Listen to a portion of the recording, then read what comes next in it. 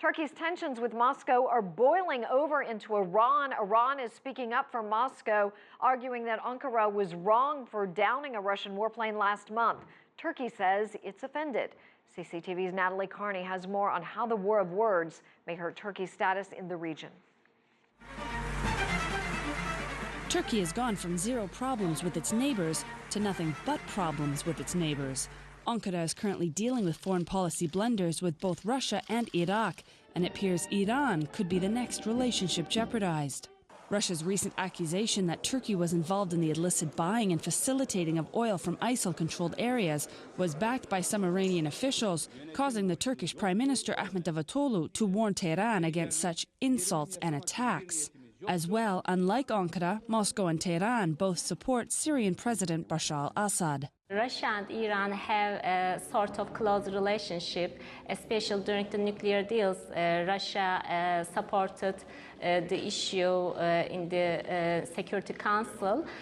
So they are, as both exporters of oil and gas, they have mutual interest. Iran was also quick to back Iraq's Shia majority government in its recent anger over the deployment of Turkish troops into its country. All this worries traders such as Delaver Deniz. 60% of his business is with Iran.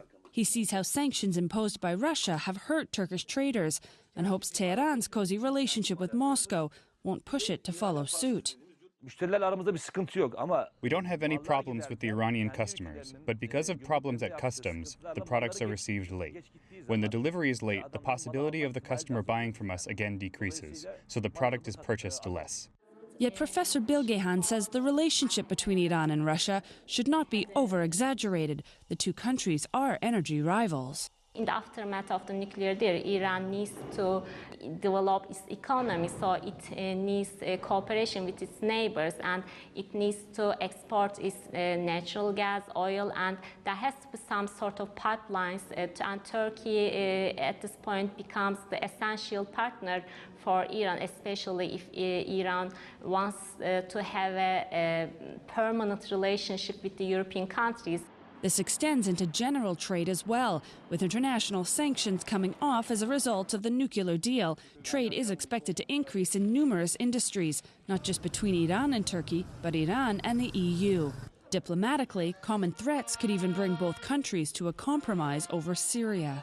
In our region, we are witnessing very tough times, especially in Syria. But in the long term, both Turkey and Iran have to cooperate with each other because there is a probability of having an independent Kurdish state, and ISIS is already there. So I assume that Turkey and Iran will open the diplomatic ways to have a common point towards Syria.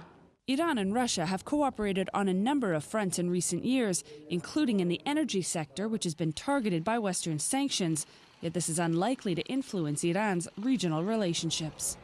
Turkey and Iran may sit at opposite sides of the table on most foreign policies, but bilateral economic benefits are likely to trump any regional agendas for years to come.